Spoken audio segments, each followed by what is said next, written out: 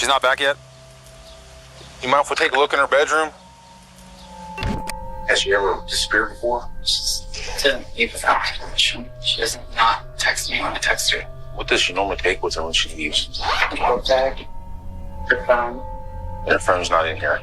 Not that I've found. I was going to talk to you about the farm around. Argument here last night, or the night before, anything, any reason she would leave? No. Okay. Because the rumor going around, people telling us that she was afraid to come home. This was the moment Andy McCauley realized that the police were finally closing in. Just hours earlier, his girlfriend's 15-year-old daughter, Riley Crossman, had suddenly gone silent. Her phone calls stopped, her messages stopped, and her mother's concern quickly turned into panic. Officers arrived at the home after receiving a call about Riley's disappearance. At first glance, everything seemed normal. Just a typical teenager's messy bedroom, nothing alarming at all. But as the officers began to search deeper, something felt off. Riley's school backpack was still sitting on the floor, along with other personal items she would have taken if she had run away. This is her book bag. Debbie says she wore it, but she said the kids already went through everything. Money. School ID. Her wallet, her phone, even her favorite jacket, all untouched. Then one officer noticed something faint, barely visible under the soft light. It was a blood stain, small, but undeniable. Another search revealed more blood on the bedsheets and comforter.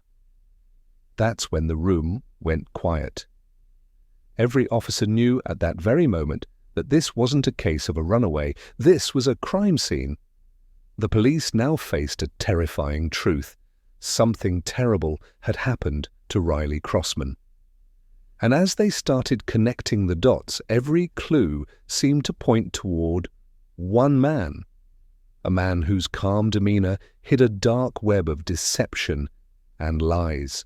It all began on May 8, 2019, when dispatchers received a desperate call from Riley's mother, Chantel Oakley, reporting her daughter missing. When officers arrived, they met Chantel and her boyfriend, Andy McCauley. Neither the officers nor Chantel had any idea that the man standing right there would soon become the prime suspect in one of the most chilling cases the town had ever seen. What's going on, man? Haven't seen you in a long time. It's been a while. Any word? You mind if we take a look in her bedroom? Has she ever disappeared before? She didn't leave without my permission. She doesn't not text me when I text her. This is the only mirror we have like this, so I came in yesterday morning, and I don't remember that being there. And especially her glasses, because this is not exactly the way it was. I've been in here digging and looking to see if there was a note or anything like that. Riley wasn't the kind of girl to just disappear. She wasn't rebellious. She didn't sneak off without telling anyone. So when she went silent, her family knew something was wrong. Officers began searching her room, looking for any sign that could explain what had happened. Everything was right where it should be. Her clothes, her backpack, her phone, even her shoes. But then one detail stopped them cold. Her bed. It was covered in blood. There were stains on the sheets and more on the comforter. The air in the room shifted instantly. This wasn't a runaway case anymore. Something violent had happened here. Officers immediately collected samples of the blood and sent them for DNA testing, hoping to confirm what they already feared. But while the results would take time, they couldn't just wait. They needed answers, and fast. So they turned to the one person who had been with Riley's family that day, her mother's boyfriend, Andy McCauley, the man who claimed to care for her but now stood at the center of every unanswered question. I was going to talk to you about the farm around. Argument here last night, or the night before, anything, any reason she would leave? No. Okay. Because the rumor going around, people telling us that she was afraid to come home. I don't know if that's, you know how people go sometimes. But that was nothing like that. Okay. So She wouldn't have to be her. I mean, they're right. They ain't like that. They never like that. this is Nothing. Yeah. Her mom went even home. Right. She's at work. No, you. They said that she got an argument No, with you and, no. and didn't want to come home. No. To Hunter. She was you can ask your grandma. She was here doing dishes and everything. Her grandma was here till 7:30. Okay. Debbie. Right. Yeah. When's the last time you saw her? About 9, maybe 10ish. At night? Yeah. And what context was that? Oh, she was here in the house. She went to bed probably. Well, I don't know what time she went to bed, but she was. All the kids were in the room by like 9:30. Did you see her leave in the morning? No, I left at 4. I got up at 4 o'clock in the morning. That was 5. Okay. Go to work. When detectives began piecing together Riley's disappearance, they started by asking about Andy's routine. Family members and friends all said the same thing. Andy was never an early riser. He was the kind of guy who would sleep late, ignore his alarm, and had to be woken up more than once just to get moving in the morning. One of his co-workers, Johnny, confirmed this. He told investigators that on most days he'd have to drive over to Andy's house, knock on the door, and call him several times before Andy finally rolled out of bed. But that day, the day Riley disappeared, something was different. Johnny said Andy was already awake when he arrived. He looked alert, ready, almost restless. No sleepy eyes, no groggy excuses, just an unusual calm mixed with tension, as if he had been up for hours. To the police, that detail changed everything. Because sometimes it's not what a person says that gives them away. It's what they do differently when they think no one's watching. I'll call him and see if he's up. So that morning, do you remember if you called him or he called you? Wednesday morning. I want to say he called. And he gets back at roughly... It's probably 2:45. So he was going a while. 4, almost 5 hours. Detectives now knew one thing for sure. Andy hadn't been completely honest. His alibi didn't add up, and his calm attitude now felt more like a mask than the behavior of an innocent man. To the investigators, this was a major red flag.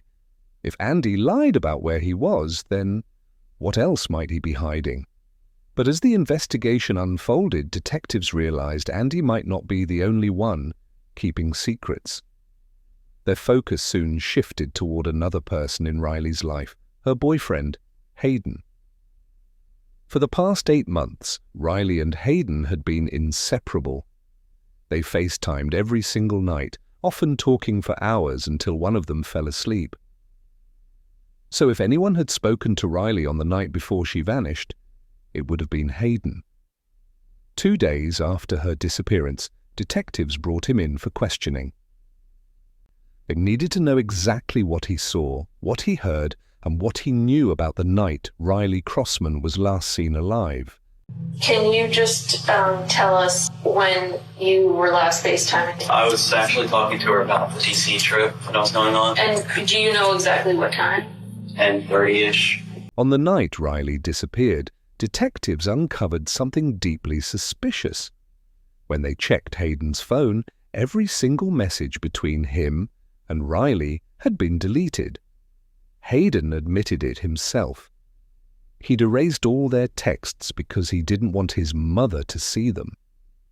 At first, it sounded innocent, like a teenage attempt to hide private conversations, but to the detectives it felt like something more. Why erase everything right after the girl you loved went missing? They could see it in his body language. Hayden knew something important, but he wasn't ready to say it. Part of it was fear, and part of it was his mother's presence. She defended him fiercely, cutting off questions before he could even answer. To investigators, it was clear that Hayden's silence wasn't just confusion, it was protection.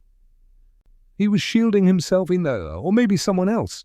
I told him before not to delete his messages, but he isn't having deleting everything. What do you know about her mom's lifestyle? Or what their relationship? I don't really know much about mom. I feel like she just isn't a responsible person. She'll just let her do whatever she wants. They had a dance, and she was wearing this short dress. She let her walk to the school by herself in this short dress. It's at night. Riley had way too much freedom. At first, Hayden's interview didn't seem to help much. He was nervous, quiet, holding something back. But after a while, he came forward with a piece of information that would change everything. He revealed a series of disturbing text messages Riley had sent him on the night before she vanished. In one of them, she wrote, "Andy's in my room. I'm scared." Those words hit the detectives hard. It wasn't just a text, but it was a cry for help. In that moment, all doubts about Andy began to fade. Suspicion turned into certainty. He wasn't just part of the story. He was at the center of it. Now the investigation had a clear direction. Detectives needed to find out what really happened during those 5 missing hours. The time when Riley disappeared and Andy's whereabouts were still unaccounted for. Because somewhere within those 5 hours lay the truth about what happened to Riley Crossman. And that truth was about to come out. I just talked to Johnny, right? Saw him leaving. Okay. Would you be surprised if you told me something completely different? Maybe. Do you not remember leaving that job site and going to Red Hill? Oh, yeah. Oh, I'm sorry. We did go to, I'm sorry. We did. You're right. Okay. You're right. We did go to, and did a shell. How long were you there at Red Hill? Like the rest of the day. Okay. Like the rest of the day. Okay. Were you at that house the entire time fixing the shelves? No.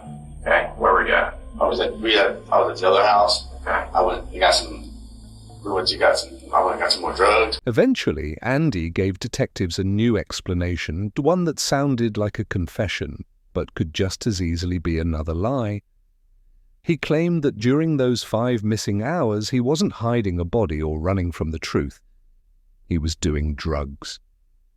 At first, it seemed like a weak attempt to justify his absence. Maybe he really had been high, and that's why his story was falling apart. But detectives had seen this tactic before, when suspects create a smaller crime to hide a much bigger one. Andy wasn't just confessing, he was distracting them, trying to shift the focus away from Riley. The investigators could tell. He was desperate to rewrite his story, to give himself a new alibi that sounded believable. But there was one way to test it.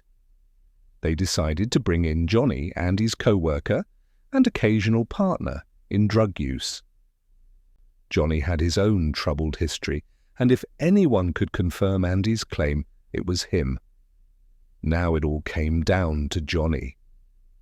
Would he back Andy's story or tear it apart completely? Would you say that there was enough to still do another line each? Oh, yeah. A couple lines each? Oh, yeah. Okay. So you wouldn't have to, you didn't need any more coke? No. By now, Andy's story was starting to fall apart.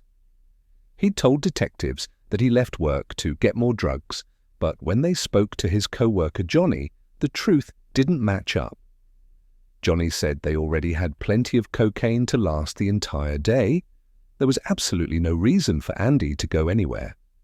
That single contradiction was enough for detectives to realize Andy had been lying all along. His drug story wasn't just shaky, it was a distraction, a cover-up to hide something much darker. The room grew tense. Detectives exchanged knowing glances. It was time to confront him directly, to strip away the excuses and see how long he could keep the act going, because now they knew for sure. Andy wasn't just lying about the drugs. He was lying about everything. What if I told you that I know you weren't that Snowco and you didn't buy drugs off anybody that day? See what I'm getting at? We went from this story to this story, now we're going to get a third story. This is one of these times you really need to think of what you're telling me, okay? Because you're not being honest. Remember what I told you about being honest? I'm not going to just throw shit at you. I know you weren't there. I know you didn't buy drugs off your cousin, and I know you didn't use them in that parking lot that day. Where did you go when you left? Went to my house to get the drugs. Okay. I already had them in my house. Okay. I already told Chantel. I still want to tell you I had them in my house. So you go back home, you use your drugs, and then you go back to work, and then what? No. Then why would she say that? Oh, no. The investigation had now reached a point where Andy McCauley's every statement was full of contradictions. Each time he spoke, he said something new. his story kept changing. Police were now certain he was hiding the truth. Officers repeatedly confronted him. "Andy, you talk about being honest, but there's no truth in what you're saying." Andy replied confidently, "I've never lied." But the fear on his face told a different story. The problem for police was that Andy's phone had been left at home, so there was no record of his movements that day. To fill that gap, investigators began to apply more pressure. For a moment, they softened their tone. "Look, Andy, if someone hurt Riley, they won't get away with it." But Andy stayed calm, showing no fear at all. Then investigators showed him the text messages that Riley had sent to her boyfriend Hayden the night before she disappeared. The message read, "Andy is in my room. I'm scared." The moment Andy heard that, his face changed. For the first time, panic and fear flashed in his eyes. "That's impossible. She wasn't afraid of me," he insisted. But the police knew this was the moment his lies began to fall apart. The next step in the investigation was the DNA report from the lab. When it arrived, everything became clear. The blood found on Riley's bed matched Andy's DNA. And not just blood. There were traces of saliva suggesting that Riley's face had likely been pressed into a pillow. This wasn't just evidence, it was silent testimony exposing Andy's guilt. Police then reviewed CCTV footage from the area. A school's camera had captured Andy's truck near Riley's house. At the very same time, he had claimed to be at work. Then an eyewitness came forward. "I saw Andy's truck parked backward in Riley's driveway in broad daylight, and when he was supposed to be working." Now there was no doubt left. Police were convinced Andy McCauley had killed Riley. They believed that late at night, Andy killed Riley to keep her quiet, and when the house was empty, he took her body and dumped it in a remote mountain area. After several days of searching with help from K9 units, police finally found Riley's body in a deserted, wooded mountain region. It was a heartbreaking moment. The young girl, whose dreams had just begun, was now silenced forever. Near the body, police found special screws that matched exactly with screws found in Andy's truck. That was the final nail in the coffin of his lies. 8 days later, Andy McCauley was arrested and charged with murder. In court, his lawyers argued that there was no clear motive and that the condition of the body made it hard to confirm the exact cause of death. But the jury saw the evidence clearly. Andy's false statements, the drywall material found in his truck, and Riley's blood in her bedroom. After 2 days of deliberation, the jury delivered its verdict. Defendant Andy McCauley is found guilty of the murder of Riley Crossman. The courtroom fell silent. Justice for Riley had finally been served. The judge declared, "This court sentences you to 2 life terms in prison. You will spend the rest of your life behind bars." Andy McCauley will never walk free again. And above all, he will never hurt another innocent girl.